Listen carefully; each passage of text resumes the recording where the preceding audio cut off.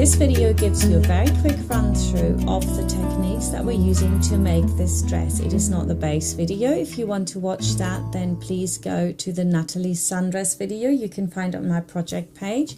On this one, I'll be showing you how to do the tie backs, the Megan pockets, shoulder straps with a lace insert. We're going to work with French seams again. And of course, I'm going to show you how to put the poppers into the back.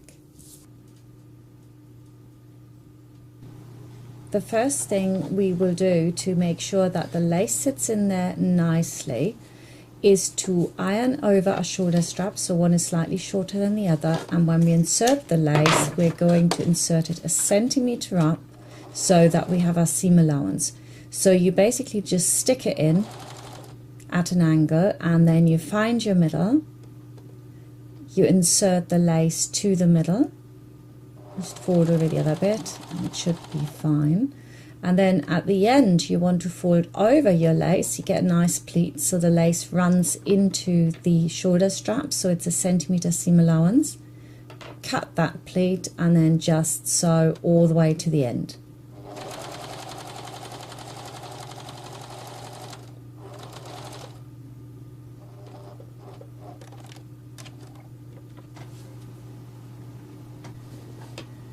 Next we're going to make our Megan pockets, and the way we're going about this is, first of all, you put the right sides together of your fabric, so you've got a lining and a shell fabric.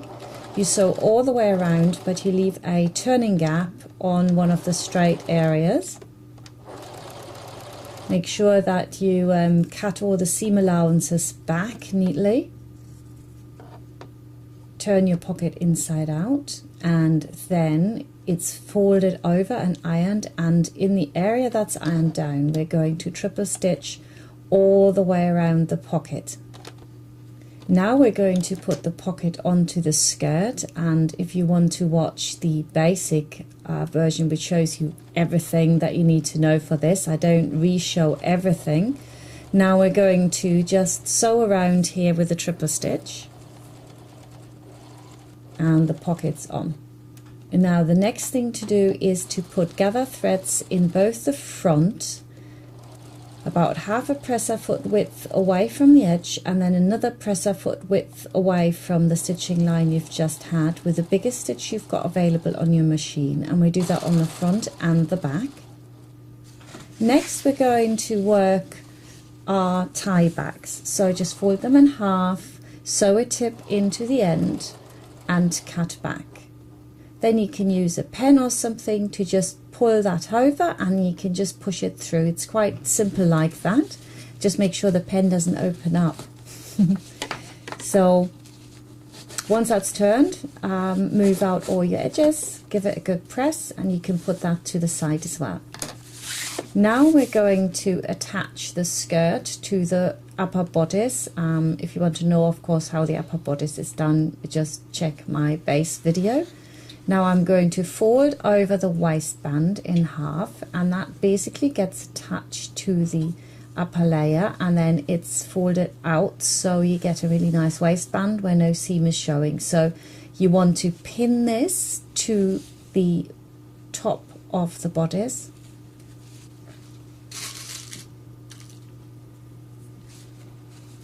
And you also need to, of course, mark where the center is, so that you can now, right sides down, put on your front skirt. And again, the front skirt, we put a pin through just the top layer. We gather our skirt and then we pin this, again, just to the top layer, all the way across, so it sits nice and neat. The gathers are more towards the middle. We've already done this a few times now with the other dresses. And I just repeat this on the back as well, and then I'm ready to sew it on. You want to be sewing 1 centimeter seam allowance down on all those 3 seams, and I've now done that. So the next step here is to simply open out your waistband and pin it on either side.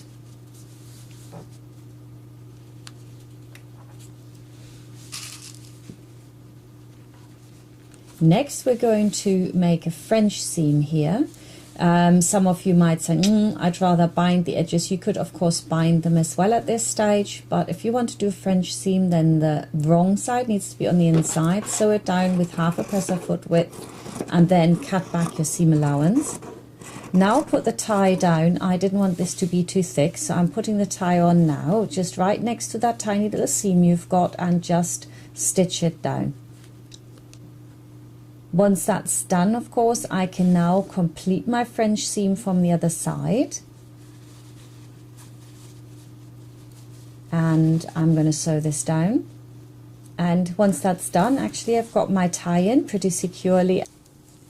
Now French seams are a bit thick, so you want to make sure that you either snip them. You could even open the French seam up again at that top area so it's a bit flatter. And then we're going to turn this in with the seam allowance facing different ways. Of course, we just pin this all the way across and we're going to slip stitch it into place. Of course, some people might say, oh, well, I could just do this on the sewing machine, and of course you can, but this is all about showing you different techniques. This is a bit more old-fashioned, but I think it's very nice.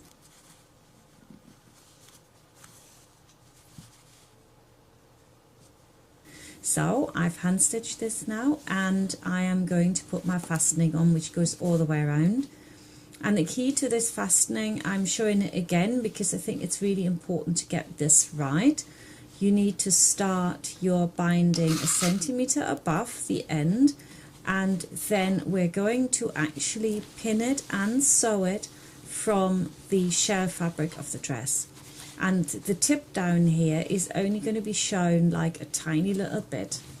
So you actually taper the shell into the seam allowance of your binding. So you stick with that centimetre all the time, going up on both sides, but at the tip you only catch about a couple of mil. To sew this, it's really important that you have a fairly low stitch length, or that you go backwards and forwards in this area. I've done this here, you can see it, but the seam allowance remains the same. So next, fold back the binding and open out the seam there, and then we're just stitching straight across. Once that's done, you can cut the remainder off that you don't need, and you can tuck in the binding. And you need to move this out with a pin, nice and neat up there, and then you pin it all the way across, and you can already see how that's going to finish it off really, really nicely.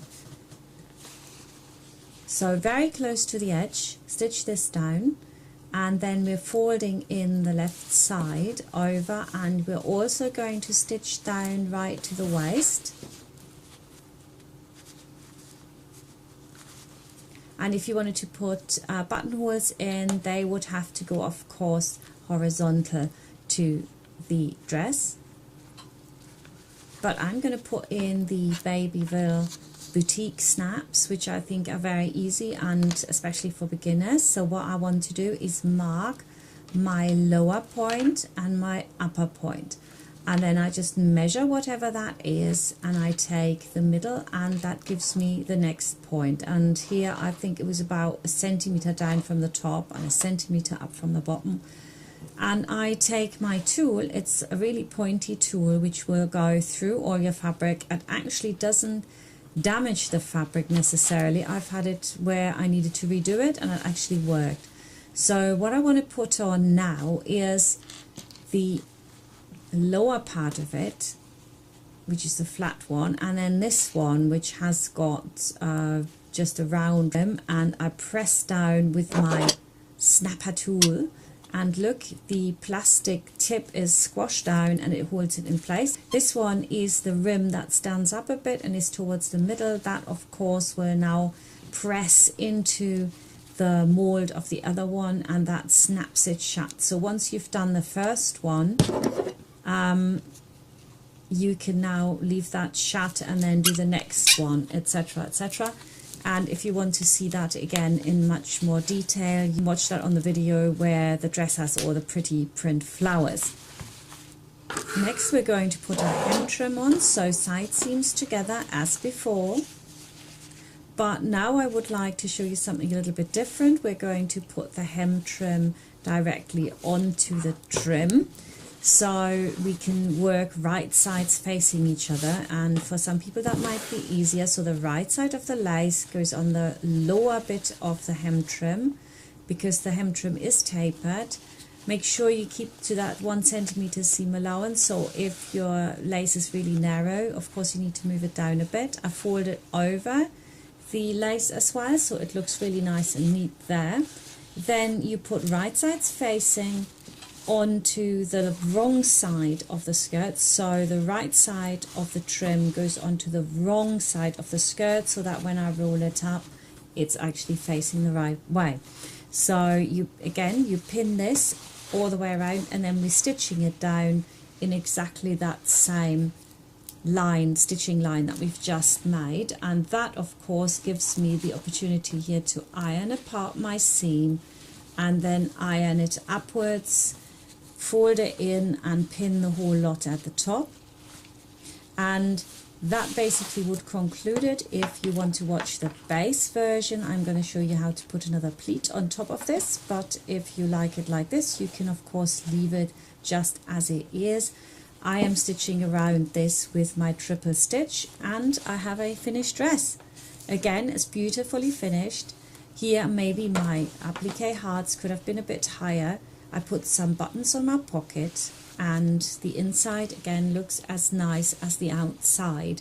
It gives you a complete clean finish, which I think is absolutely perfect. Now I've made quite a few of these dresses, so check out my project page where you can see 2 versions in more detail and of course many more ideas. So thank you very much for watching, and I'll see you next time.